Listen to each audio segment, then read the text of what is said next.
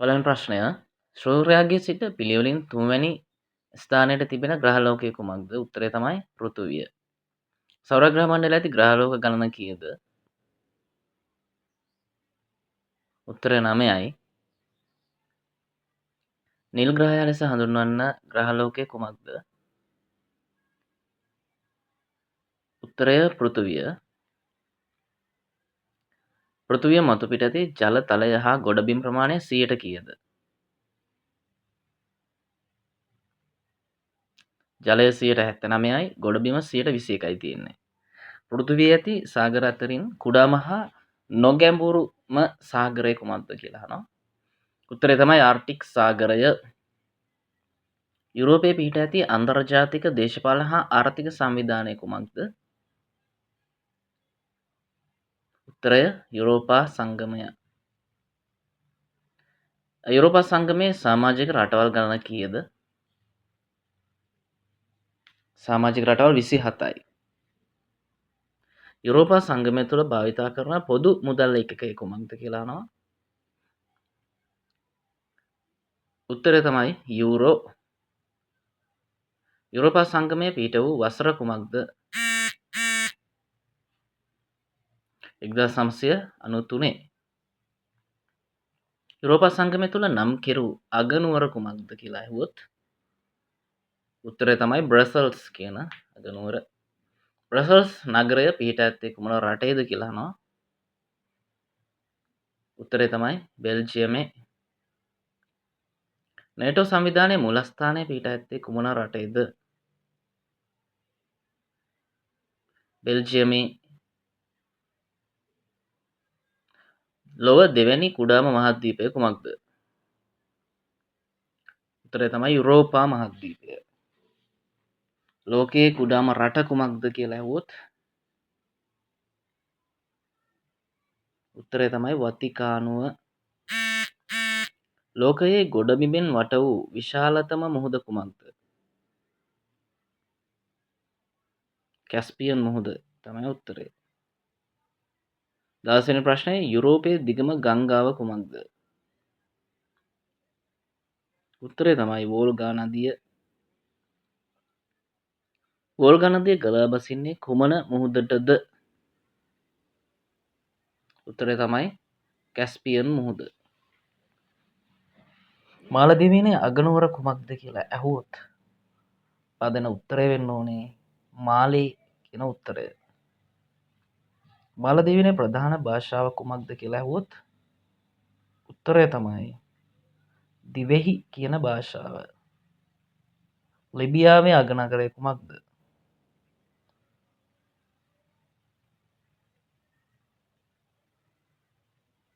ට්‍රිපොලි කියන නගරය තමයි අගනගරය.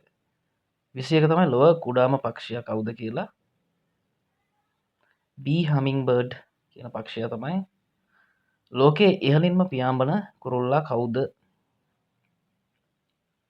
රූපල්ස්ගේ ගිජ්ජොලි හිනියා කියලා තමයි උත්තරේ ලැබෙන්නේ අපට. ලෝකයේ විශාලතම පක්ෂියා කවුද කියලා ඇහුවොත් උත්තරය තමයි පැස්බරා. ශ්‍රී ලංකාවේ උපරිම උස කීයද? මීටර 2524යි. ශ්‍රී ලංකා සාගර විශ්වවිද්‍යාල පිහිට ඇත්තේ කොහේද?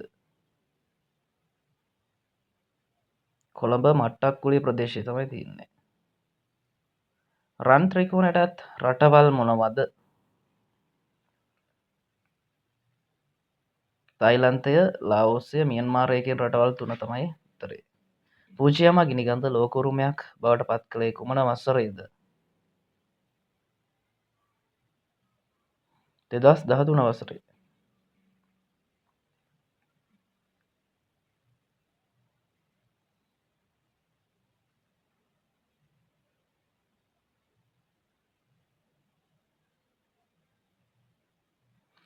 ලෝකයේ උසින්ම පිහිටි අගනුවර කුමක්ද කියලා ඇහුවොත් උත්තරය තමයි බොලීවියාවේ ලා පාස් අගනුවර. දුම් කොළවල අඩංගු විස සංඝටකය කුමක්ද? උත්තරය තමයි නිකොටින්. මධ්‍යම රෑ හිරු නැගෙන රට කුමක්ද? පිළිතුර නෝර්වේ කියන රට. චිත්‍රපටයකට නැගූ ශ්‍රී ලංකාවේ ප්‍රථම නවකතාව කුමක්ද කියලා ඇහුවොත් ඔයා දෙන්න ඕන උත්තරේ තමයි කැලෑ හඳ. ශ්‍රී ලංකාවේ ප්‍රථම ගැසට් පත්‍රය නිකුත් කළ වසර කුමක්ද? 1802 අවුරුද්ද. ලෝකයේ ලොකුම දූපත කුමක්ද කියලා ඇහුවොත් උත්තරේ තමයි ග්‍රීන්ලන්තය කියන දූපත. ශ්‍රී ලංකාවේ පළමු ටෙස්ට් ක්‍රිකට් නායකයා කවුද? උත්තරේ තමයි බන්දුල වර්ණපුර කියන ක්‍රීඩකයා. ශ්‍රී ලංකාවේ පළමු පොලිස්පතිවරයා කවුද?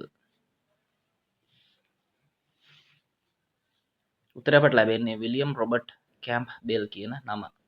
ආසියාව යුරෝපය වෙන් කරන කඳු වැටිය කුමක්ද කියලා ඇහුවොත් උත්තරය වෙන්න ඕනේ යූරල් කඳු වැටිය. ශ්‍රී ලංකාවේ පළමු අග විනිසුරුවරයා කවුද කියලා ඇහුවොත් ඔයා උත්තරේ දෙන්න ඕනේ කොඩ්රින්ටන් එඩ්මන් කැරින්ටන් කියන නමට තමයි. ව්‍යවස්ථාදායක සභාවට තේරීපත් වූ පළමු කාන්තාව කවුද? පිළිතුර තමයි ඇඩ්ලින් මොලමුරේ මහත්මිය. ශ්‍රී ලංකාවේ ප්‍රථම කතානායකවරයා කවුද? උත්තරේ තමයි ෆ්‍රැන්සිස් මොලමුරේ මහත්මයා. දකුණු ඇමරිකා මහද්වීපයේ පිහිටා ඇති උසම කන්ද මොකක්ද කියලා ඇහුවොත් ඔයා දෙන්න ඕන උත්තරේ තමයි ඇකොන්කගුවා කියන නම තියෙන කන්ද. ඇමරිකාව ඇලෙක්ස්කාව මිලදී ගත්තේ කුමන රටකින්ද කියලා ඇහුවොත් ලබා දෙන්න ඕන පිළිතුර තමයි රුසියාව. එයාගෙන් තමයි ගත්තේ. ඊළඟට පළමු ලෝක යුද්ධය පැවතියේ කුමන කාල සීමාවේද? 1914යි 1918යි අතර කාලය තමයි පැවතුනේ. ලෝක කම්කරු සංවිධානයේ මූලස්ථානය පිහිටා ඇත්තේ කොහෙද?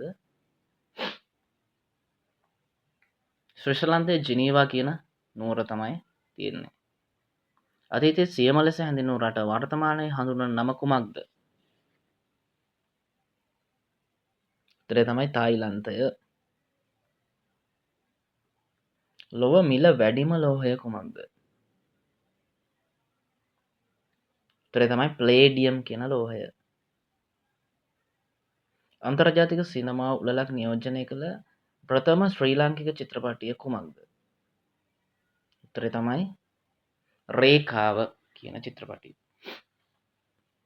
දෙවන ලෝක යුද්ධ සමයේ පර්ල් වරායට බෝම්බ හෙළුවේ කුමන රට විසින්ද? ජපානය විසින්. ආසියානු ක්‍රීඩා උළෙලක රන් පදක්කමක් දිනූ ප්‍රථම ශ්‍රී ලාංකිකයා කවුද කියලා අහනවා. උත්තරය තමයි නාගලිංගම් එදිරිවීරසිංගම් කියන පුද්ගලයා.